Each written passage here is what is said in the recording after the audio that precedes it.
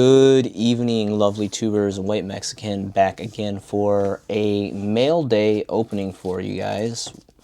We should be having some pretty colorful stuff delivered today, so we're just going to go ahead and see what we got here. So, as you are all probably aware, I'm an avid fan of Gen 1 Yu-Gi-Oh! When I mean Gen 1, I specifically mean LOB through RDS, Legend of Blue Eyes White Dragon, all the way through Rise of Destiny. First editions exclusively for the most part, magic stamp stuff instead of spell stamp, really cool stuff. Prohibition original prints. I know that there's a secret rare from one of the legendary collections, and then I think a champion pack super rare, but I love myself some OG original nostalgia magic stamps, so I ordered two of these bad boys here. I can't speak the English today. These, I believe I got them mod played, but they're more so lightly played from what it seems here. The fronts look pretty clean, backs are a little edge wear, but definitely no worse than mod play by any chance. These are for playability purposes too, so pretty stoked about that. Two Prohibition. Let's see what else we got here.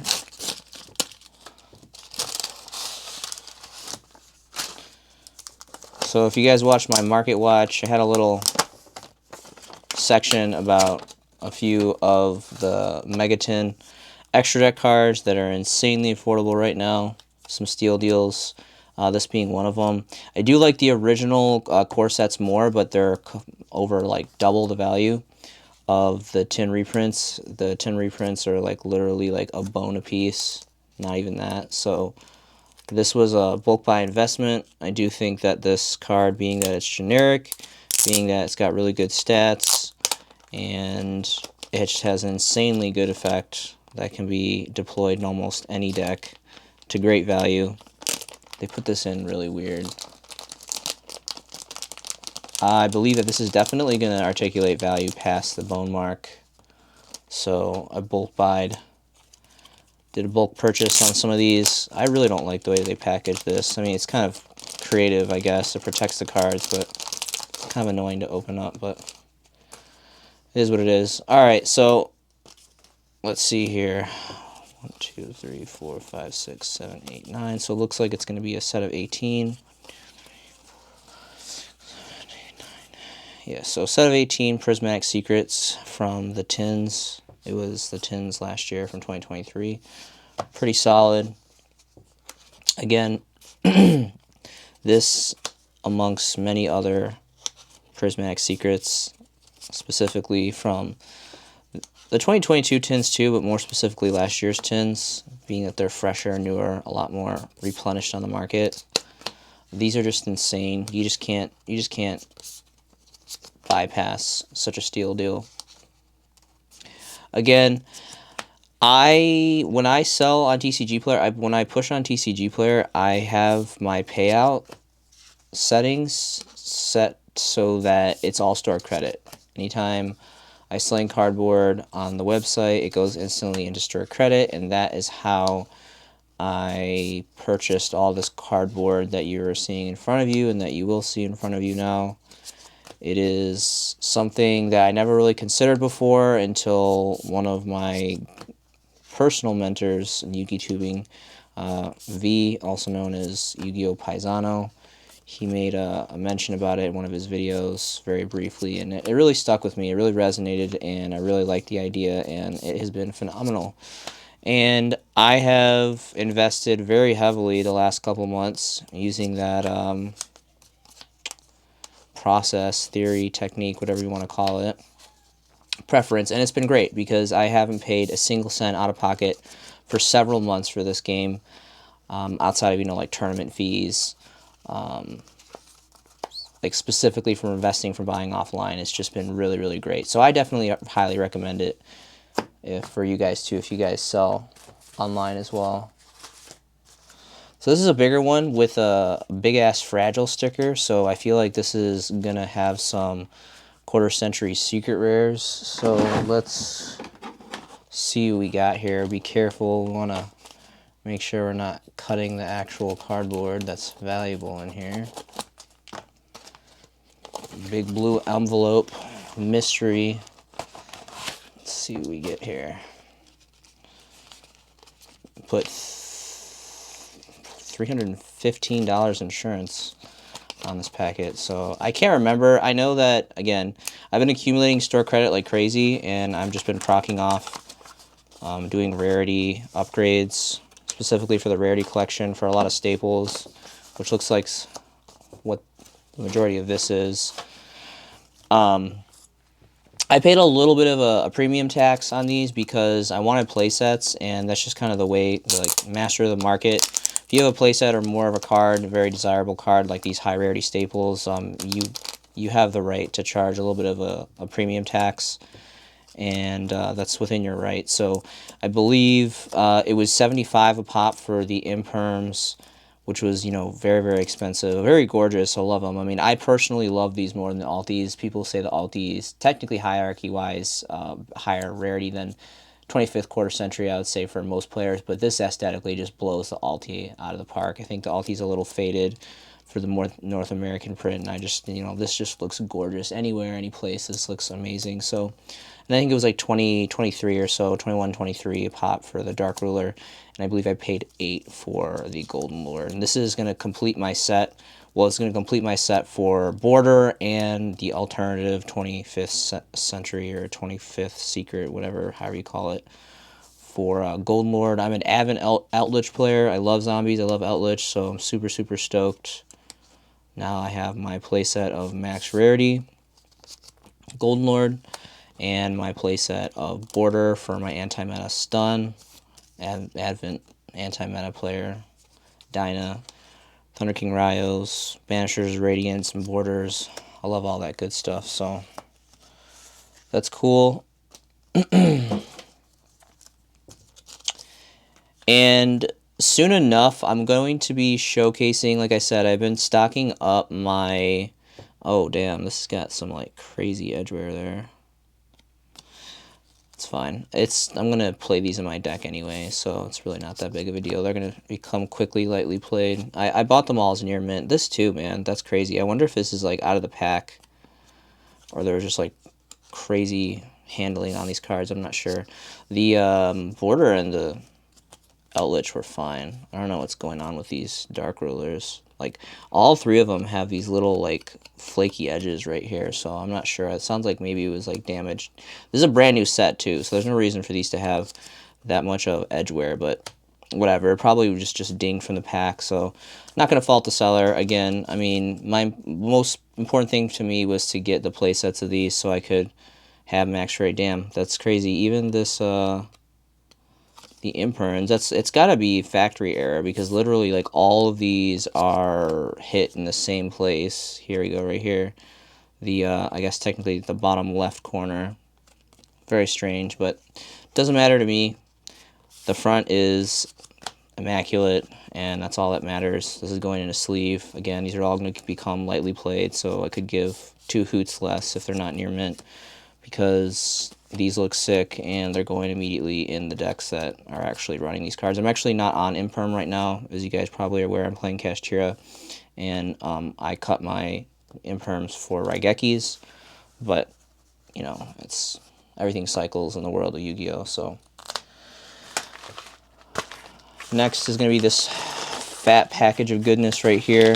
Again, just make sure there's no cardboard on cardboard before we do the slice and dice.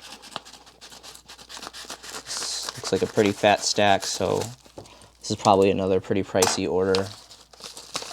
Took forever for these to come in. I feel like I've been waiting for like 4 weeks, when in all reality it's probably been more like 2, but obviously these are higher end orders, so I've been highly anticipating their arrival.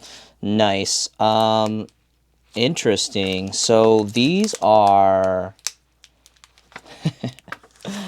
Oh man, the addiction is real. White Mexican may or may not have a little bit of a banned card addiction going on here. Let's check this order slip really quick. So these are all original print. I know this one says spell card, but the set stamp is MRL. It's a transitional card, and I'll get into that in a minute. But we have 83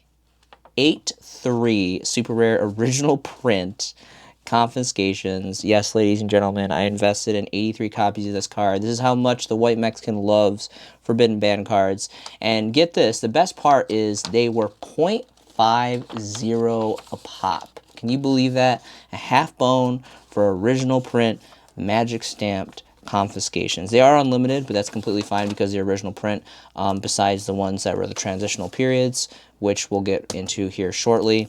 I'm assuming that, I feel like these are a little bit harder to find, the ones that say spell card but actually have the MRL Magic Ruler set stamp. Again, it's this weird time printing. You know, obviously, if you guys know the history, Magic Ruler, well, Spell Ruler was a Magic Ruler originally. There was some kind of legal conflict with Magic the Gathering, and Konami decided to change from Magic cards to Spell cards. But in between that transitional period in the early days of Yu-Gi-Oh! In the early 2000s, there were still, like, they manufacture cards like this, where it says spell card, so it's like the Spell Ruler name change reprint, but then it's also not, because it has the original set name, as you can see here. This one says MRL-038 magic stamp. This one says MRL-038. Same set names, but different card type, spell, and magic. So there you guys have it. It's really, really cool. These aren't super, super rare to find the ones that are spell and MRL, but I think they're really cool. It's not just confiscation. There's a lot of the cards in Magic Ruler that were, you know, transitioned to Spell Ruler that were changed and have both the names. But anyway, fun fact of the day, some white Mexican history there for you guys. So I'm actually, so these are super old, and these are obviously not playable cards, at least not yet. You know, White Mexican theory, everything comes off the ban list eventually. It's not a matter of if, it's a matter of when, and it's just a matter if it gets errated or not. I'm going to need, for these old collectible cards and, like, you know, just, you know, Gen 1 cards, I like to use, I'm an Ultra Pro boy, so I love Ultra Pro. They're super affordable, and a lot of people complain about Ultra Pro, but they're really affordable. They get the job done, and they last a good amount of time. I beat the crap out of these sleeves and just run them into the ground, and they last for like months and months and months and months. So I'm a big fan of them personally. I don't know about you guys, but I think Ultra Pro is pretty solid. And for these older cards, it's easier to use these sleeves. I like these sleeves because you can just quickly see condition. You know, usually when you're checking condition a card, always take it out of the sleeve and verify, but it just makes it a lot easier just to do it, have them in clear sleeves. So this one's a magic stamped. Let's see, really quick, let's see how many transitional spell cards MRLs we have. So here is a spell card MRL, here's a spell card MRL. Hopefully they didn't mess up and, you know, give me MRL and SRL reprints, because they're total caca garbage. I hate those. I hate spell cards. Again, the only reason why these ones are acceptable is because, you know, they're in the transitional period and they do have the MRL-038 set name, which looks really good. A lot of these, so actually, okay, well, here's a magic one. Here's a magic one. These are all magic, magic, magic, magic, magic. This is a super faded magic. I absolutely love the artwork on this. Look at the artwork on this. Look how sinister his eyes are and how desperate she is. He's snatching, stealing this treasure. Super, super fun. I love Gen 1 artwork. Oh, this one's really, really jacked up. My goodness. This is definitely more heavily played, but that's fine. Again, you can't beat 0.5. This was a jackpot. I absolutely love this. I'm so thrilled that I was able to cop this at such an incredible price point. You guys probably think I'm crazy, like, White Mexican, man, what are you doing investing in these band cards? But I just can't help it. Dark addictions run deep, you know, what can I say? Let's see here. These are all magic.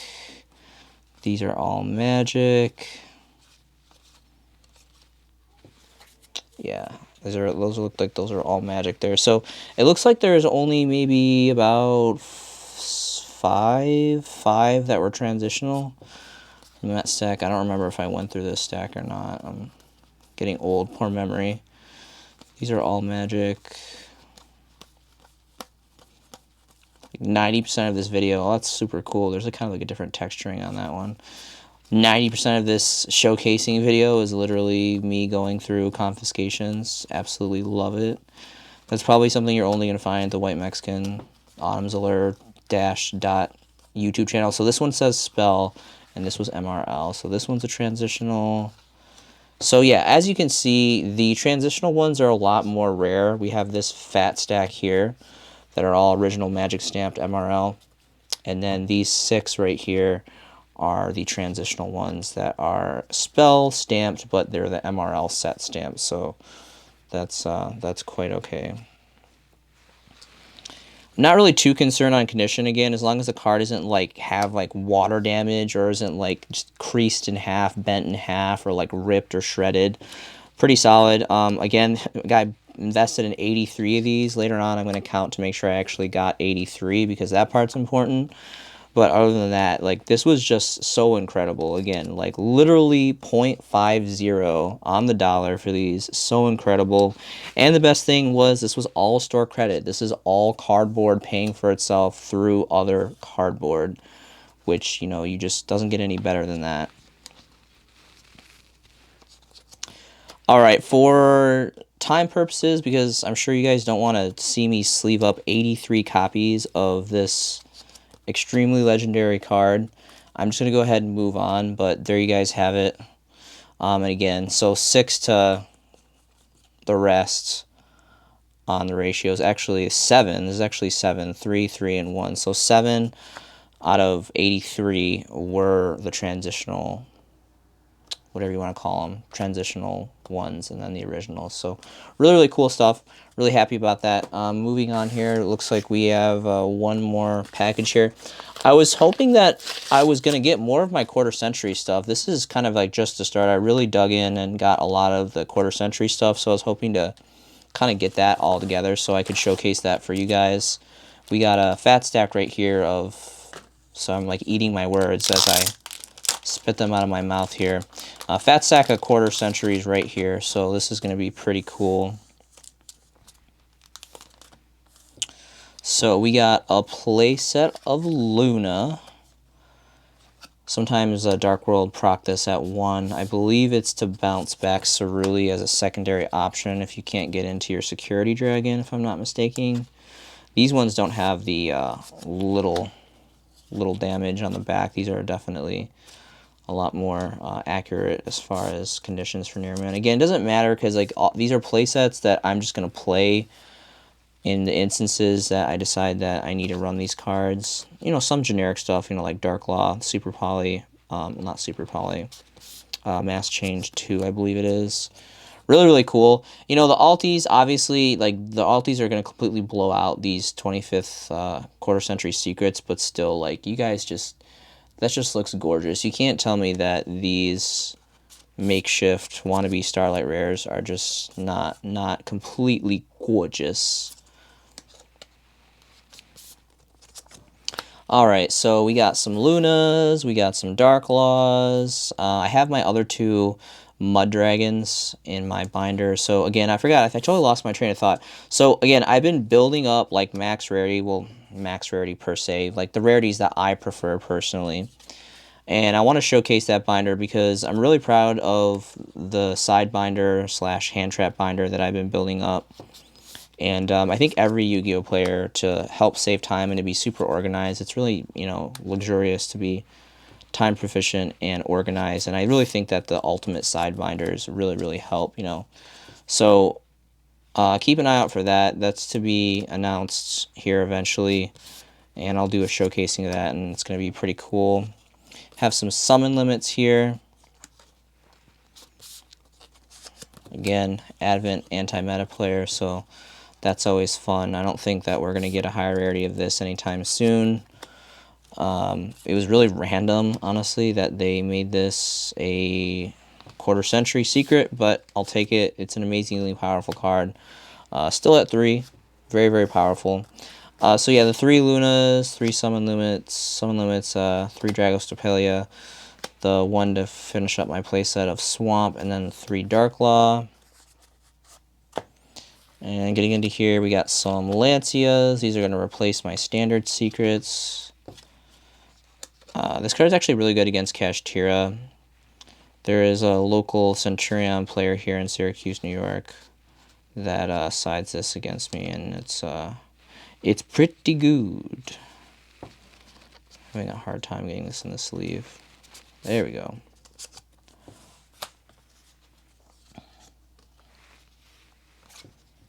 These Lancias look nice. I'll admit it, the first time I saw the Quarter Century Secrets, I really didn't like them. They just looked like fake Starlight Rares, which essentially they pretty much are. They're like counterfeit Starlight Rares. I'm totally on board with that. But they're so affordable for what they are, and they just look so gorgeous. Like, they look so good. I just, you can't, if you can save some bones and get a really aesthetically pleasing card, I think that's like a win-win on every aspect that you could invest in. So I need to get some more sleeves here.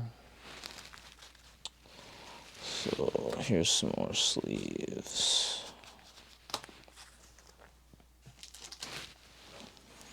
Got some Entists. Play set of Entis, and the final card for the showcasing tonight for you guys is the one and only Evenly Match. As you guys know, all my Kashtira deck profiles, this is always procced as a playset in the side. One of the best going second cards in all of this game of Yugioh, right up there with Lava Golem. They are the kings of going second, and I'm really, really happy that I finally copped a playset. This was expensive too. Out of at least out of the stuff that I opened up, the mail that I got today for the Quarter Centuries, obviously the imperms were, the priciest. Again, 75 a pop. But I'm gonna have these forever, and it's fine. I little to no find myself replacing these. Like, these play great, they look great, and they're just gonna kind of last forever. These are pretty pricey too. These were like 20 plus. And then I believe, I don't remember how much. I want to say maybe these were like, 20 plus as well for the Evenlies. So really awesome. I have quite a few more cards coming in the mail, so hopefully I'll get another decent drop-off delivery maybe tomorrow or maybe Monday. And if I get enough of it together, I will try to crack it on camera for you guys, because I like mail days. I think mail days are fun. You guys can kind of get some insight in what I'm investing in and kind of things I like, and maybe it'll inspire, your own personal investments. That is all I have for you guys tonight. Thank you so much for joining me. This has been a showcasing by Autumn's Allure. My name is the White Mexican, and I will see you in the next video.